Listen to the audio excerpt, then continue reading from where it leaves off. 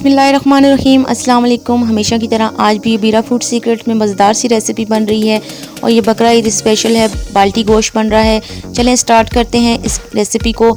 सबसे पहले आपने क्या करना है कि साबुत मसाले ले लेने हैं, ज़ीरा, धनिया, जायफल, जावित्री और बादियान के फूल, बड़ी इलायची, छोटी इलायची, ये आपने सारा मिक्स करके और इसको थोड़ा सा तवे पे डाल के आपने इसको सौते कर लेना है। और इसको आपने फिर क्या करना है कि दरदरा सा पीस लेना है। बहुत ज़्यादा आपने इसका फाइन पाउडर नहीं बनाना, दरदरा सा आपने इसको पीस लेना है।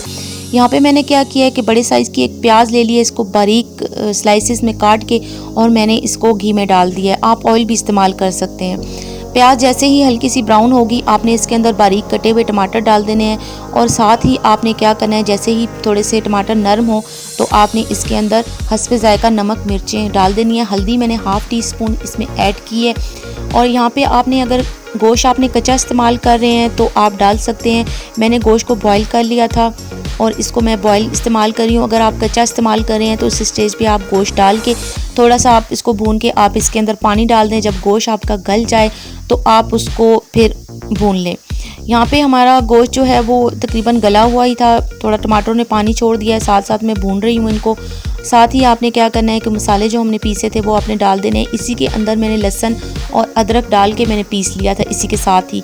तो आप भी ऐसे ही करें कि लहसुन और अदरक इसी के साथ पीस लें। थोड़ी देर आप ढक के इसको रख दें ताकि जितने भी आपने मसाले इसके अंदर ऐड किए हैं उसका अरोमा जो है वो गोश्त में आ जाए और ग्रेवी में आ जाए। ग्रेवी जो है वो आप अपने हिसाब से रखेंगे।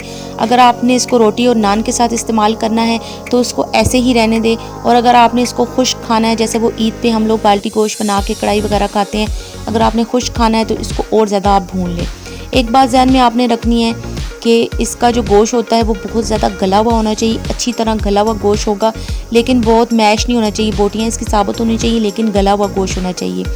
जब गला हुआ गोश्त होगा तो बहुत अच्छा लगेगा। बोनलेस आप इस्तेमाल कर लें गोश्त, मैंने बोनलेस इस्तेमाल किया है। आप हड्डी वाला गोश्त भी इसके अंदर इस्तेमाल कर सकते हैं। साथ में जब ये तैयार हो जाए इसमें हरी मिर्चें डाल के और साबुत काली मिर्चें डाल के आप इसको पेश करें, नींबू डाल के आप इसको खाएं, बहुत ही ज़बरदस्त सा लगता है। नान के साथ खाएं, रोटी के साथ खाएं, एज़ इट इज़ अगर आप खाना चाहते हैं तो उस तरीके से खा लें।